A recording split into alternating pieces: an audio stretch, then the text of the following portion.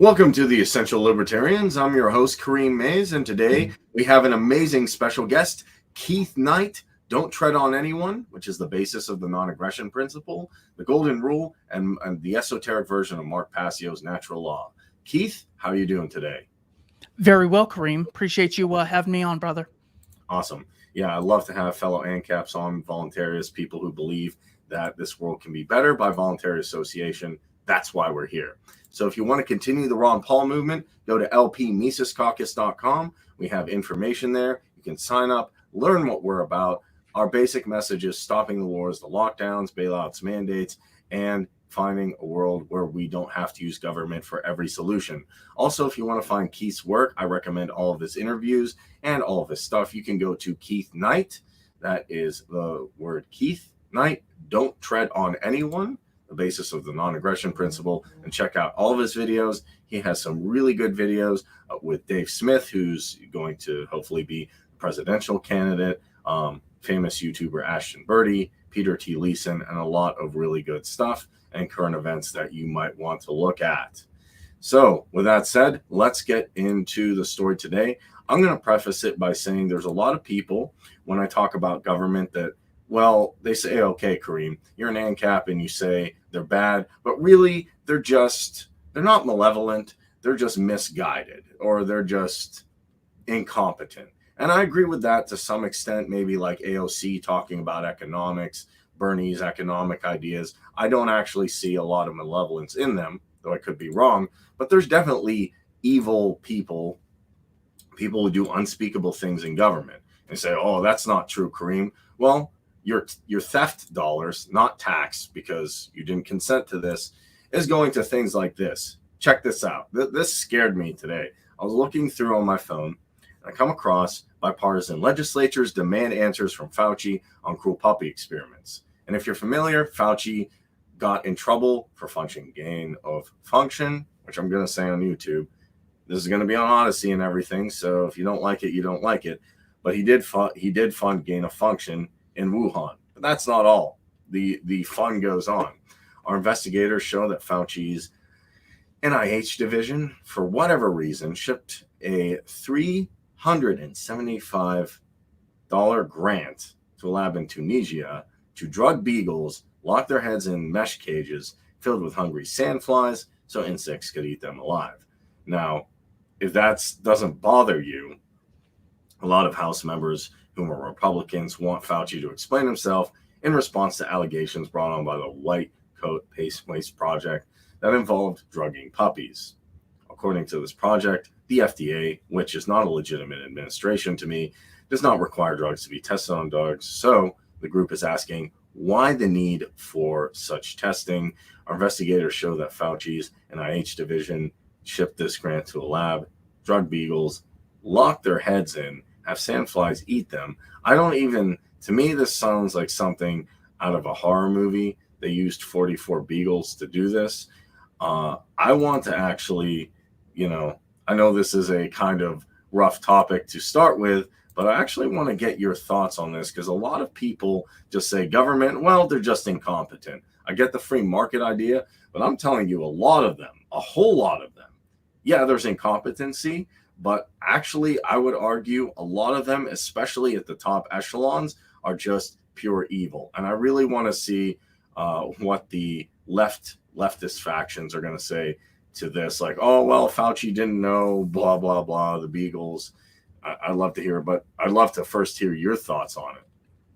Well, you can sort of pose some hypotheticals to them and ask, what would it take for you to really see this organization that has committed a lot of mass murder, commits a lot of theft, commits a lot of kidnapping, commits a lot of shutting down lemonade stands for unlicensed actions? Simply some people claiming to own the bodies of others under a different manner of while they weren't licensed, while they were breaking the law written by these people who we widely regard as liars, who are just as self-interested as everyone else. So what if you said, I don't know, what if they, were like spraying chemicals from the sky and killing people? And they'll say, Yeah. oh, well, that's a chemtrail thing, and that's ridiculous. That would never happen. Well, it's a project called Operation Ranch Hand in Vietnam, where they were spraying Agent Orange on civilians. There was also white phosphorus in Iraq. There was Operation Low Area Coverage in America, in the San Francisco area. Operation Sea Spray, where they're spraying chemicals and killing people in the sky through, guess it would be biological germ warfare experiment. They're loosely referred to as the Cold War experiments, because even when you catch them, they'll say, well, we were just doing this because we might have to do it to the Soviets. That's why we picked places like St. Louis and San Francisco, because there were parts of these places that looked a lot like Moscow with the demographics and everything. So we're just being scientific about it. The problem is, when you pledge your allegiance to a flag for as long as most people have, and you associate that flag with the country, and you associate that country with the government, it's very hard for you to criticize that government. That's why in North Korea, sorry for the straw man, but it applies here. Everyone has a picture of the great founder, Kim Il-sung, in their house, because the more you see something, the more you're likely to think it's legitimate, harmless, something that you want to please or be on the right side of. So you can ask them something like that. You can also ask them, well, you see this owl here in San Francisco. Turns out a bunch of the most powerful people on the planet go here every July to the Bohemian Grove and sing a song to this owl. Now, the song is titled The Cremation of Care. So in other words, you have your care. It's like, I might want to kill Kareem so I could take some of his stuff, but the guy seems so nice that I have this care in me that I'm not going to kill him. Well, what they do is they have a cult ritual where they cremate that, where they kill that. Now, is this someone who is doing something accidental? Please. Of course, they've been going there in secret for like 100 years, barely gets any media attention. You have meetings like the Council on Foreign Relations talking about wars the way you would talk about how you're probably going to clean your house. So they're passively talking about things that cost the lives of millions of people. You have things like the Arab Spring, where they're heavily in support of these democracies, coming to fruition because democracy is, it's something that's inherently good. And then after, between 100,000 and 500,000 deaths, people are not that interested anymore, and that they're on to something else. So because we don't get these apologies that you would get from people who were genuinely caring, I'm so sorry. I thought that lockdowns would lead to less cases. It turns out there was no correlation between heavy lockdown policies and lower cases if you compare similar states in the geographical area of America. We don't get these apologies. Therefore, we can guess malevolence, even if you have excuses. A guy who had excuses is Jeffrey Epstein. So Brad Edwards, the lead attorney for a number of the victims, Maria Farmer, Virginia Giuffre, he asked Epstein off camera. I think this is according to Brad Edwards, so I think he's developed a great reputation, so I believe him. He says, Jeff, we got you dead to rights. This was in like 2001, so this was like the first time they were sort of pinning all these cases on him in Palm Beach. And interesting, he gets to Palm Beach, and the first thing he does is make a major donation to the Palm Beach Police Department. Just a brilliant move. Protecting, sir. Yeah, really. So Brad Edwards says, Jeff, we got you dead to rights. We got 40 girls underage telling the same exact story. You're done. But how do you live with yourself? And Jeff says, I took these poor girls and gave them the life of the rich and famous. I bet any girl, in their demographic or in this slum of Florida would have climbed every mountain to get the chance to go to the places I took them to, meet the princes, literally, that I got them to meet, to fly on these jets, to go to these islands. I was basically doing them a favor. Realize that evil will always justify itself. The problem is you'll often be sold this, well, if evil ever comes about, it's going to be small mustache, speaking very loud. He'll be, pointing with a straight arm vertically, but at an angle. I mean, if you're expecting this cartoon version of evil, no wonder you're not going to see it. You have a completely ridiculous explanation. That's why it helps to study evil, because every single regime, from the National Socialists to the Cambodian communists to the Chinese communists to Francisco Franco, they always have a justification for their evil. So that's not enough. We can see It's because usually they don't embrace humility, they do not apologize, and they often engage in these terrible atrocities, that we are dealing with malevolent actors, not just ignorant people. I hope that answer was long and annoying enough for you. I tried to make it that. no, it was fine. And I'm just going to add on to a few things. I also wanted to highlight this story because for some reason I think people are desensitized when it happens to people, but when it happens to animals, they can say like, "Hey, look, okay, fine, you're against." Okay, it's humans, whatever. But now look what the state's doing to puppies. Like, I even saw a thing if Planned Parenthood was puppies, it would have been shut down, which you can disagree or agree with. I think there's some truth to that. But the interesting thing is, all these textbook versions of evil don't really exist in the real world. What I find is a lot of people like Idi Amin, Stalin, Pol Pot, Mao Zedong are saying this group is marginalized, this group wants help, or these people don't have these resources, they deserve these resources. It's always altruistic. No one's going to come out and say, "Hey, I want to decrease the population," except Bill Gates in very, very weird terms. All they're going to say now is, "Well, I want to help you. I want to help you get a leg up. I want to give you these resources. I want to help you get this advantage because, these people are exploiting you. And because they're exploiting you, that's why you're here. It has nothing to do with competency. It has nothing to do with demographics. It has nothing to do with any of that. It's because for some reason, these people over here are bad. And that's what they always do. And the problem is, a lot of these people who claim to be, good guys or trying to save the people, maybe they'll apologize and then like maybe Fauci will say, "Oh, I'm sorry, I messed up," like Sanjay Gupta did on Joe Rogan. But they're really not sorry. They're just trying to give you these like crocodile, like, "Oh, I messed up. I didn't know. It didn't work out." And people really have to see that, when there's an evil person or an evil act being done, that these people really are evil and they're going to give you a nice professional look, like the military industrial complex, like the pharmaceutical industrial complex, and say, "Hey, it's really not me that's evil. I just made some mistakes. I just wanted the betterment. I just wanted to help those puppies out. I just wanted to, help for," he's going to come up with some reason. So yeah, just to sum that up, I like your answer and just going to add on to it, piggyback on it. It was really, really good. So in the last 14 minutes here, do have a question for you because this never gets touched in libertarianism. So I was watching Mark Passio's, fake anarchists and stuff like that, and also like John Doyle, Heck Off Commie, and they make actually a good point. And they say, I understand the NAP, it works good, and I like capitalism. Obviously, I'm, a huge fan of cryptocurrency. I'm a huge fan of Murray Rothbard.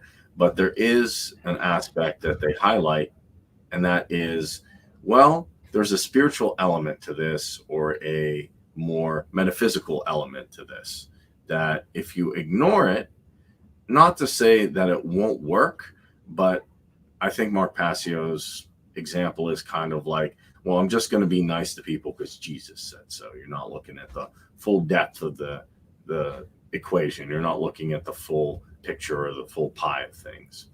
So if someone said, "Hey, I really like anarcho-capitalism, but I just think capitalism is it, and maybe the material world is it," do you think they should expound upon, or would you advise they expound upon the spiritual side as well? Not to say they join an organized religion, but take a look at natural law, spiritual deism, stuff like that. Really bring that into perspective, because I know you're in the Great Network, and I would love to hear your thoughts. You can even take the rest of the time if you want, saying, is there a place for spirituality in anarcho-capitalism? And if so, what would you look at and why? Hopefully that's a well-phrased question. Yes, yes, it is. It's important to know that just because something is something, for example, anarcho-capitalism would be a society where no person or group of persons has the right to rule another, and the capitalist aspect would be a social system based on the explicit recognition of private property and non-aggressive contractual exchanges between private property owners, who first have to be self-owners, principle of self-ownership, non-aggression, and original appropriation. So it's important to know that just because something is a thing, it does not necessarily mean that it excludes other things. So even though ANCOMs tend to, all look like, the teenage punk rockers, it doesn't mean that punk rock dress is inherent to the theory of the abolition of private property, which is actually what communism is. So because there's a lot of overlap between ANCAPs and people who don't talk about spirituality, in no way means anarcho-capitalism necessarily excludes these things. For example, anarcho-capitalism doesn't talk a lot about growing food. A lot of agorists do, and they're pretty much on the same page as ANCAPs. It doesn't mean food is not necessary for us to live. They often don't talk about developing your own wells to have water. Well, without food and water, we're all dead. So is anarcho-capitalism a weak theory because it doesn't talk about how to make recipes to make food and have wells to have water? And we haven't even talked about reproduction. It wouldn't violate the NAP if no one ever reproduced again and the human race would go extinct. Isn't that terrible? Well, the NAP is not meant to explain all aspects of everything. People think that this is some takedown to say that it doesn't address a lot of things. While it is necessary but not sufficient, what it does is it gives us the word principle. I'd have to look at this exact definition, but what it means is general rule or law. So while you can have this don't steal, don't rape, don't murder, well, what if by enslaving one person for 2 seconds you could stop all rape that will ever exist in the world? Well, in that case, you might want to do it if you're only enslaving them for 2 seconds, but that doesn't mean you throw out the NAP. What it means is that there certainly are extreme examples, and you want this NAP as a reference point for which you could use, much like a compass, to get general directions. The reason it's still so valuable is it gives us this moral connection. It gives us this tree, these roots of philosophy, the starting point that says people have the right to pursue their own happiness as self-owners. This is what makes slavery wrong, one person owning another. Because if I own both myself and someone else, how come they don't own themselves the way I own myself? What, everyone enslaves everyone? This is a terrible way that couldn't even be logically run as far as the problem of social order goes, where there's scarce resources, wants are virtually unlimited, but the means to achieve those wants are limited. So, no, you are not necessarily excluding any spiritual aspect. I would want to know what he means by, spirituality or something like that. And that's not to say he hasn't addressed it. I'm sure he did in his Yeah, just seminar, Streetwise Spirituality. I can Um, also expound upon that. Basically, what so yeah, he's saying is, and here I'll give you my understanding of what he's saying, and then I can send the presentation to reference it. But I kind of want to ask the question off the cuff just to see what he's saying is this: when you get the NAP or anarcho-capitalism and free association, voluntarism and free markets and agorism, it works pretty well, and you get a fairly good result based on everything that you're doing. But free markets alone will not lead to a completely free society. You need the understanding of consequentialism, the esoteric idea of the NAP, saying that there's a natural law construct behind this that says when you do something bad to someone else, whatever you want to call it, God, Allah, the universe, Yahweh, Krishna, will reenact an equal, not necessarily time equivalent punishment. It could be something like PTSD in a couple weeks, but you'll get like some kind of a karmic retribution for what you've done. And when you have that understanding of spirituality back there, it leads to a more prosperous society or a freer society. I'm not going to say completely free, because not only do you have the free market aspect, but you have the aspect of, there's consequentialism behind this. There's a definitive reason between right and wrong that the Masons call with the G, the generative principle of care. And there's other stuff like that as well. So maybe I'm wrong here, but does that help? Does that help expound upon it? He's saying that added element of the esoteric understanding of natural law is going to elevate the concept of anarcho capitalism to really give you not only a free and moral society, because you can't have a free market system without morality, and the esoteric understanding of natural law brings that morality. So sorry if that was long-winded. No, that wasn't at all. I see nothing wrong, but with that, I think there's always room for us to improve. We could all be better communicators. We could all be wealthier, and this way, people would see us as having more legitimate say than if you were just a YouTuber like myself. Also on Odyssey and the Libertarian Institute, not just YouTube. Yep. But as far as us not talking about something doesn't mean that we necessarily exclude it. I mean, I don't know how else to. Of course, nuclear power is something that is fully consistent with the NAP, and I think is probably better for the environment and better for tension among the races. Because if one group or demographic is polluting, and then and another has to reap the benefits or has to reap the cost, that could cause unnecessary tension. But because we don't focus specifically on nuclear energy doesn't mean that is excluded from our philosophy. So the fact that all we're really talking about here is this this root of morality, that there are some things that people like morally and that they don't like morally, or that they agree with. So things you wouldn't like would be theft, slavery, kidnapping, and all these things. Well, you have to explain the difference between kidnapping and just going over to someone's house for dinner. In both cases, you are in a different location. That's not your home. What's the moral difference there? I want to stay home today versus the government of Australia says, if you leave, we'll shoot you. In both cases, I'm in my house. How is that? Where's the difference there? What the NAP does is it brings that difference to light, and it does something very, very helpful. It does not do anything perfect. It doesn't. I feel like I'm strawmanning when I say it doesn't solve every problem, but you literally have to make that clarification with people that say, well, it doesn't address A, B, and C. Well, yes, of course, it doesn't address everything, but it addresses the main evils: murder, rape, slavery, kidnapping, all of these things. We can find a moral foundation to be against. Also, if we're trying to spread this thing, it might be beneficial for people to read Man, Economy, and State and to read Immanuel Kant's Critique of Pure Reason. However, we need some sort of bumper sticker that allows us to communicate freely and easily with people through what you could call an elevator pitch in order to grab their attention. And the NAP is something that that certainly gets us there. As Walter Williams would start off a lot of his articles by saying, the first rule of freedom is each person owns himself. From that, they have the right to acquire resources that exist in the world unless someone else has already mixed their labor with their resource. If you are to take the resources and make this mouse, and I am to take this mouse against your consent, it is though I have stolen your labor against your will, claiming ownership over your body. Therefore, self-ownership, original appropriation, and voluntary exchange are the only just ways to really engage with this problem of social order, where Robinson Crusoe can do anything he wants on the island, but once Friday shows up, he now has the problem of social order. And of course, you always have the economics of scarcity, because every second you're doing one thing is 1 second you're not pursuing other goals in life. So I hope that justifies why the NAP is, of course, still vitally important. Right. And of course, there's always room to improve spiritually. I would like him to expand on what evidence he has that there will be an equal and opposite reaction. For example, Fidel Castro, Colin Powell, Bush Sr., some of the most evil people, David Rockefeller, Zbigniew Brzezinski.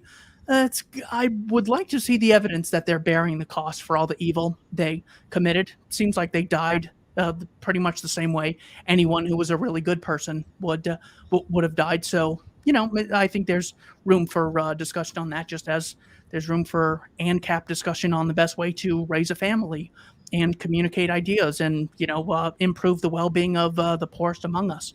So, yes, NAP, necessary, not sufficient, spirituality, good discussion. And it brings people together. Anytime you're creating an obstacle for the state to be the ultimate decision maker, states seek to monopolize the rule of law within a geographical area. So if Kareem and I have an agreement, I'll work for him for free because I like so much of what he's doing. Well, the state would come in and say, no, no, no, it's got to be $15 an hour or $7 an hour, and it has to be benefits. Well, maybe Kareem doesn't value me at that much, and he would rather not do anything than to pay me $15 an hour. That is the state claiming ownership over other people's bodies, being the ultimate decision maker. So if you have things like religion or spirituality, where people have a competing moral compass, that in and of itself is a great hurdle to the state. If you look at, I mean, a bunch of churchgoers in Waco, Texas, brought the FBI to its knees for 51 days. Of course, they got murdered, but so did the Native Americans, and so did the people in Dresden, and a lot of other people that the government loves to murder for just to show off their strength and to pull other people into submission. The point is that spirituality is certainly beneficial in that it gives the state a competitor for people's allegiance. They'll say, well, the government says I got to go over to Libya, murder a bunch of people, and bring back the slave trade. But I have this other thing called Christianity that says thou shalt not murder. And they want to fund this thing through theft. And this Christianity thing that I believe in says thou shalt not steal. So my parents always taught me. So even if it's irrational, like, well, my daddy and his daddy before him always said, don't listen to the government. Just because your dad and grandpa said it doesn't make it true, but at least it's some hurdle. So yeah, I could see spirituality both being probably something true that we can appreciate and something that's beneficial on a utilitarian basis to fight the state. Every time you take something away, people will look for a substitute of some sort. So Sam Harris and Richard Dawkins, they're like, Patrick the Starfish being overly critical of, the most minute detail with regard to religion. But when it comes to the state, they just nail a piece of wood to their head that they don't even know the first thing about it. They have all these unique criticisms. And yes, the church currently provides those things, but in the absence of the church, there is the unseen of what could be provided in its absence. It's like, oh my God, you just brought to light Frederick Bastiat's the law, even though he did it 170 years ago. The fact that you came across that was brilliant.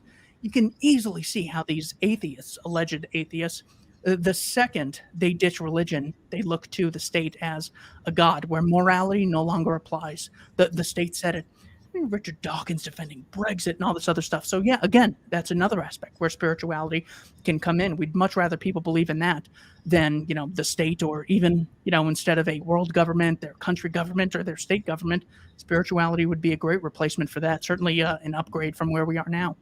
Yeah. And I'm just going to expound upon exactly what you said, piggyback on that in the first thing. So taking a look at what's going on now, a lot of people standing up to these mandates, they ask him, why are you doing this? He's like, well, aren't you worried like something bad will happen? And I'm referencing like documentaries I've seen, whistleblowers, people come out, people stand up and they say, well, I put my faith in God rather than man. So I feel okay that, I'm going to stand up to the state because ultimately God's going to be the arbiter of my spiritual well-being for eternity. So that's a pretty good trade-off, just incentive wise.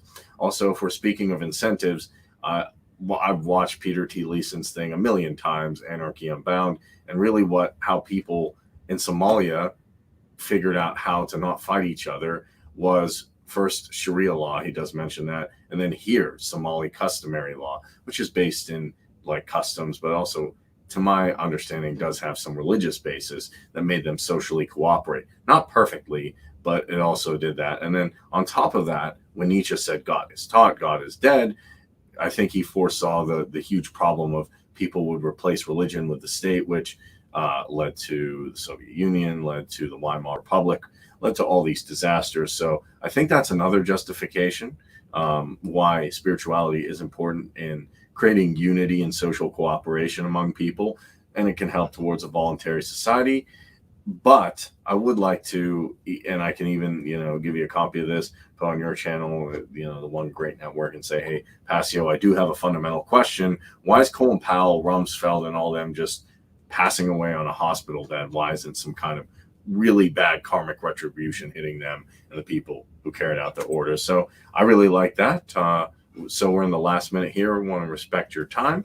So I'm just going to give a quick plug here again. and then let you get any last thoughts. Ladies and gentlemen, we had special guest Keith Knight. Do not tread on anyone, the basis of the non-aggression principle. You can find him at Keith Knight on YouTube and also Odyssey, which is a decentralized version of YouTube created by Jeremy Kaufman. Just type in Odyssey with a Y. Do you have any last thoughts or comments, Keith? If people want to check out a large collection of libertarian anarchist contributions to thought, you can look at the at libertarianinstitute.org. I worked there along with Patrick McFarland, Pete Quinones, Sheldon Richman, author of the excellent book "What Social Animals Owe to Each Other." Scott Horton works there, the foreign policy expert. Kyle Anzalone, editor of antiwar.com, guys like Tommy Salmons. We have a ton of things there. So any topic you're interested in, put it in the search engine. You'll find a ton of results. And we got a lot of stuff coming up at the end of this year, beginning of next year. Yeah. So, ladies and gentlemen, you heard the guy. Also go to the Libertarian Institute. Check out everything. Scott Horton does a lot of really good work on foreign policy. I have this book enough already. You can learn about Ron Paul and different things that are going on in the world, especially if you're interested in foreign policy as well as you talked about, and what Scott Horton, Keith Knight, and all these great individuals are doing. Once again, you can find him on YouTube. He's done a lot of great work, interviews, part of the Great Network as well, One Great Network. Also, ladies and gentlemen, if you want to keep the Ron Paul movement going and the spirit of Murray Rothbard alive, check out the LP Mises Caucus and sign up today if you're interested in living in a freer world. Ladies and gentlemen, I'm your host, Kareem Mays. We had special guest, Keith Knight. Do not tread on anyone. And watching the Essential Libertarians, giving you the tools for self-governance. We'll see you in the next episode. Thanks for tuning in.